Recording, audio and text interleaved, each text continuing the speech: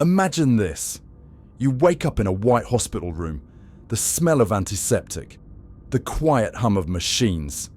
You try to move your fingers, your arms, your legs, but nothing answers.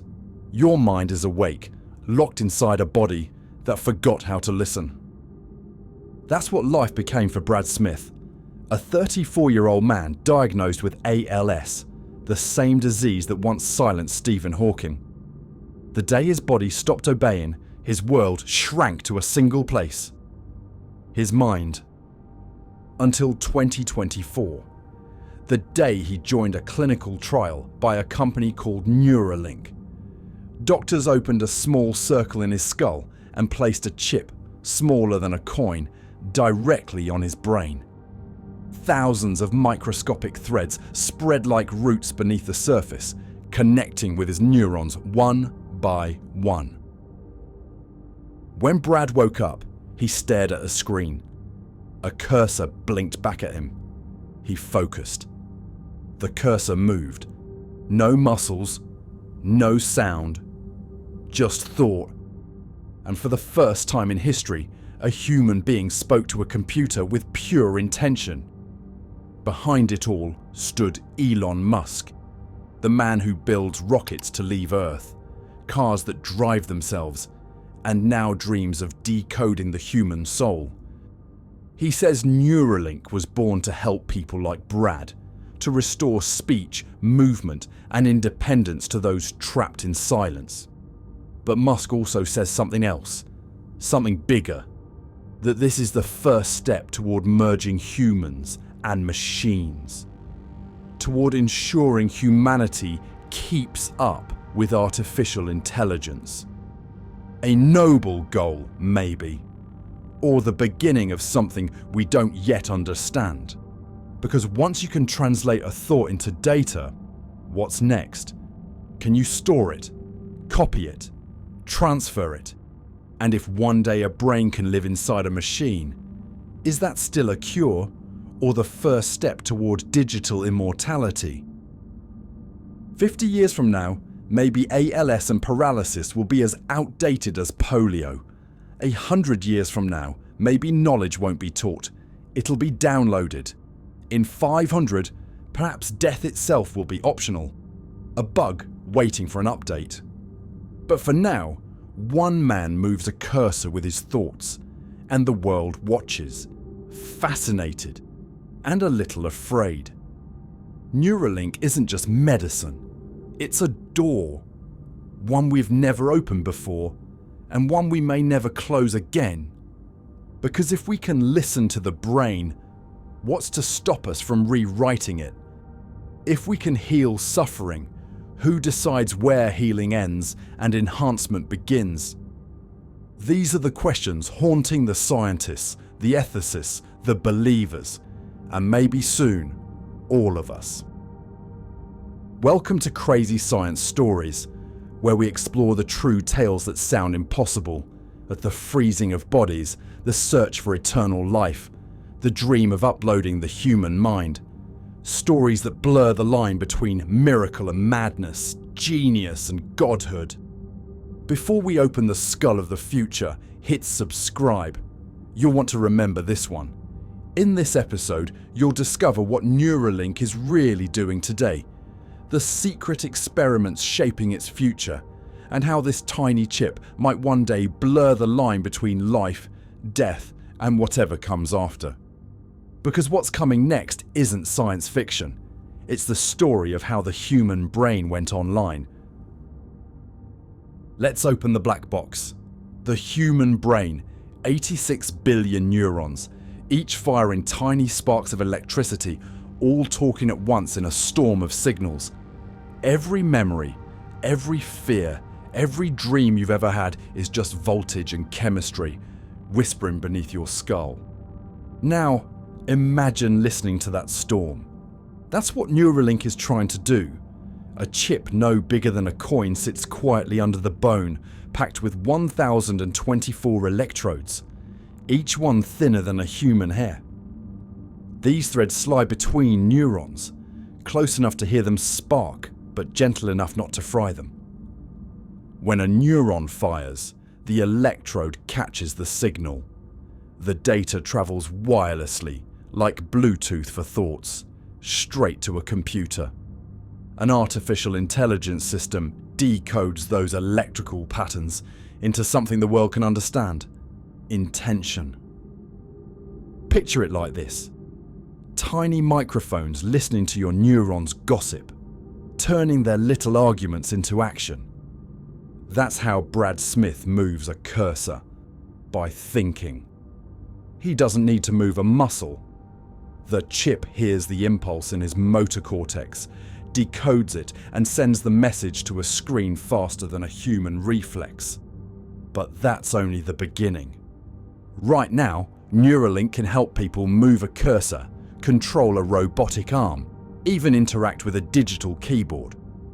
In the future, it could allow someone with a spinal injury to walk again by routing brain signals around damaged nerves. It's elegant, terrifying, and almost funny if you think about it. Your brain finally has Wi-Fi. Good luck updating the password. The process isn't instant magic. It's a dance between machine learning and human neuroplasticity. The AI listens to thousands of signals, slowly learning what each cluster of neurons means. At the same time, the brain adapts too, discovering new ways to send clearer messages through this strange digital translator. In other words, both sides learn to speak a new language together, a language made of electricity. The more the system trains, the better it gets. The chip begins to predict intention before the movement even happens. The brain, realizing it's being heard, refines its voice. It's a feedback loop, a duet between neurons and algorithms.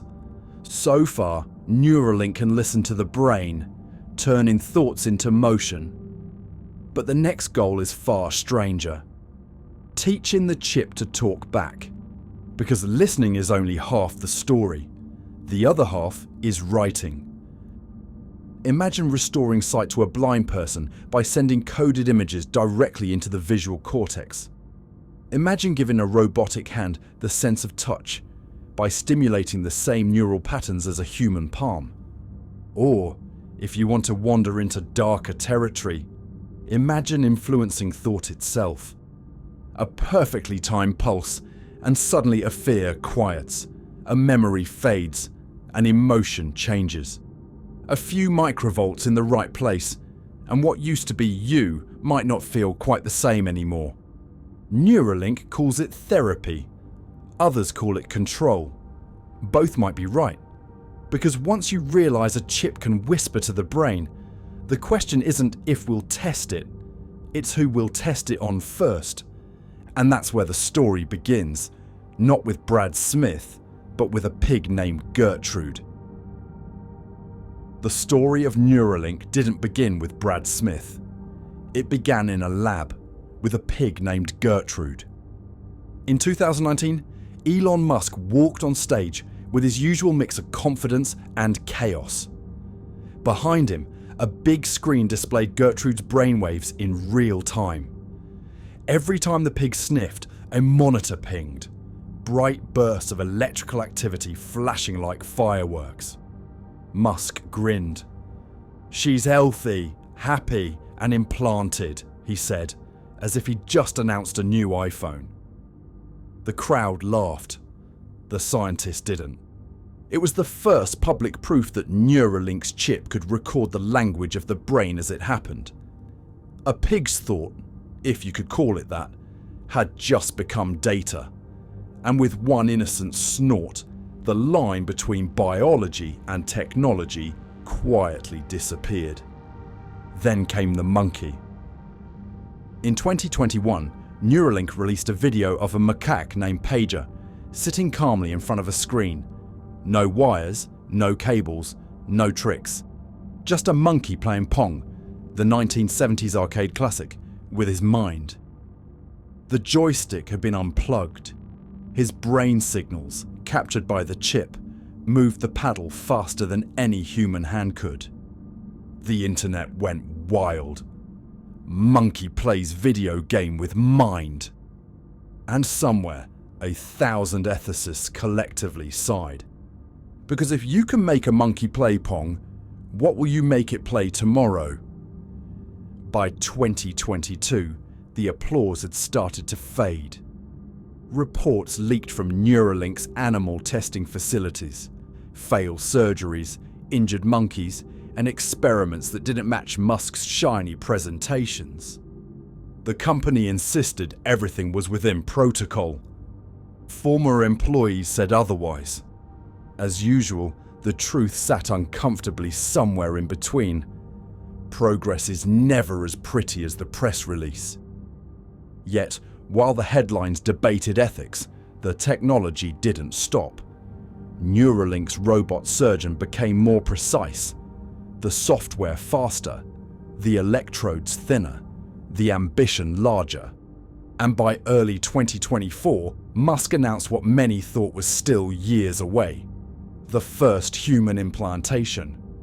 The world held its breath. That first patient was Brad Smith, 34 years old, living with ALS, the same disease that once silenced Stephen Hawking. Unlike Hawking, who communicated through a cheek muscle sensor connected to a voice synthesizer, Brad could no longer move any muscle at all. His only way to speak would be through his mind. The surgery took hours. A custom-built robot drilled a hole no wider than a coin into his skull, sliding in thousands of hair-thin threads between neurons like roots in soil. When Brad woke up, he stared at a screen. A single white cursor blinked back. He focused. The cursor moved. No muscles, no sound, just thought. From Bacon to Brad. One small step for man, one giant leap for weird science. When asked what it felt like, he said quietly, "It's like being reconnected to the world again." After years of silence, he could finally act, without moving.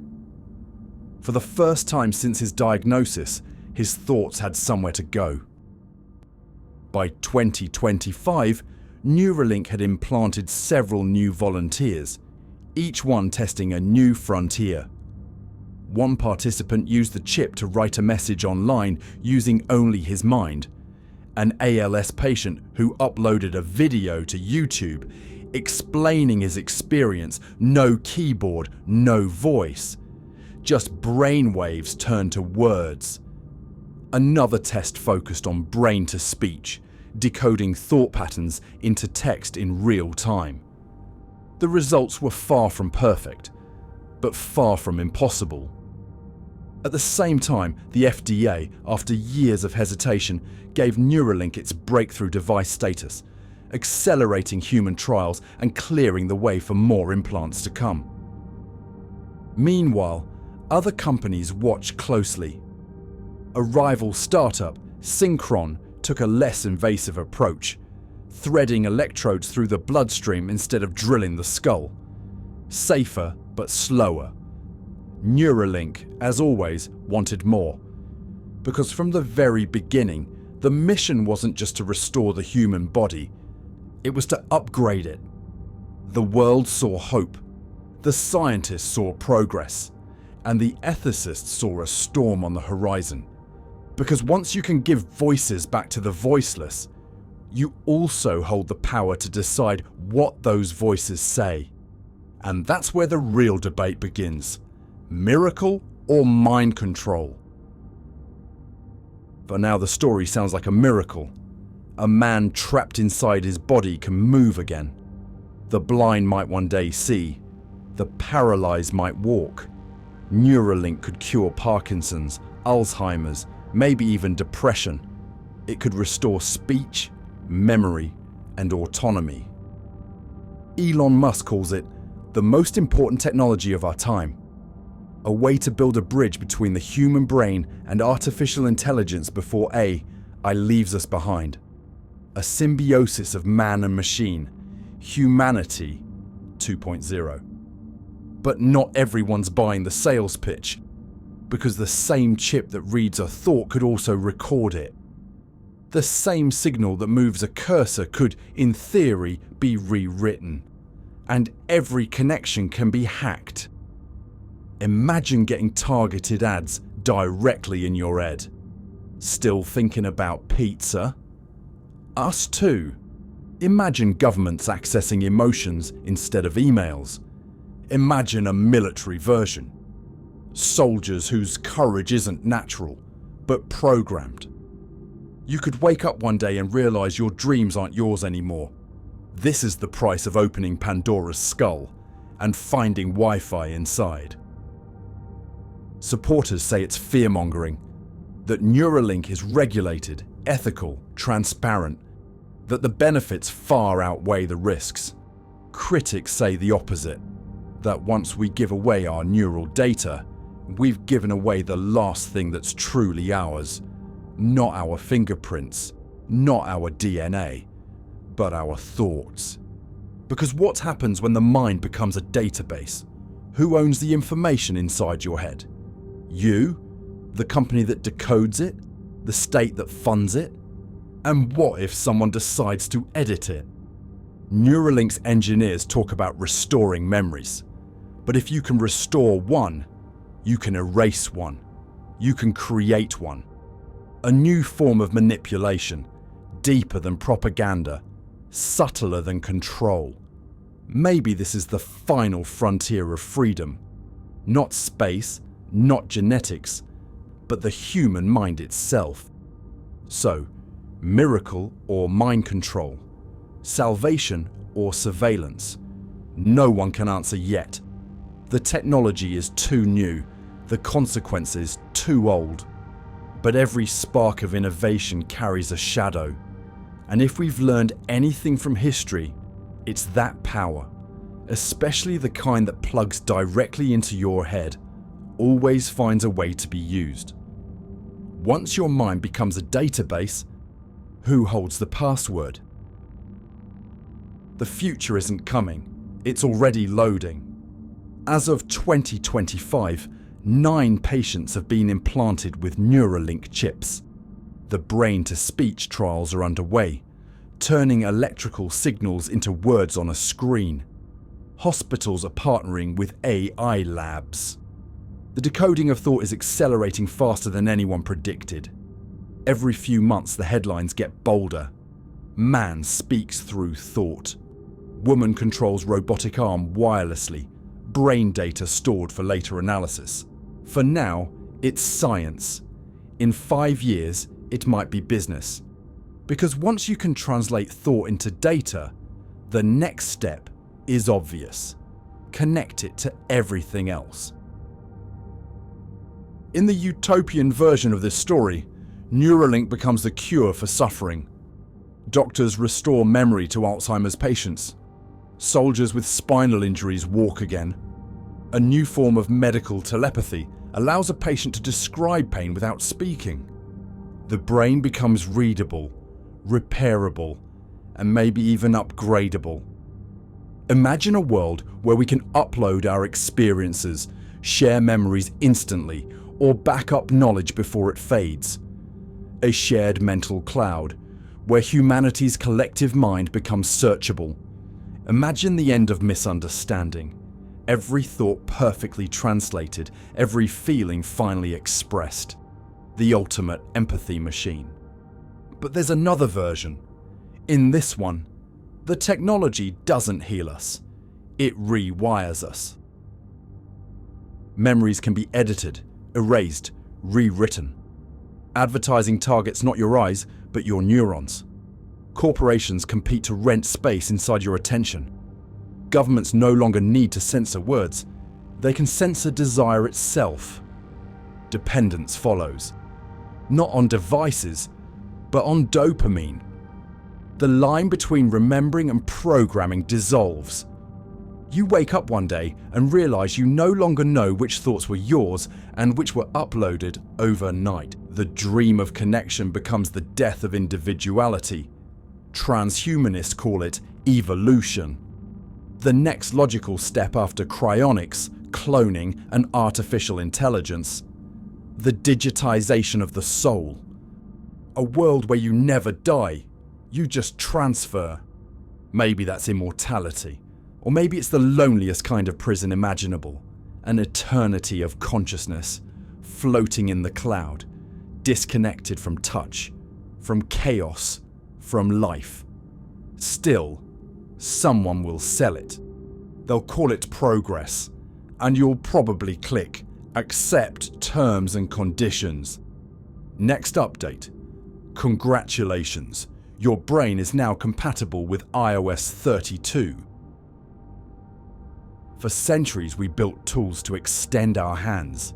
Spears, wheels, engines, rockets.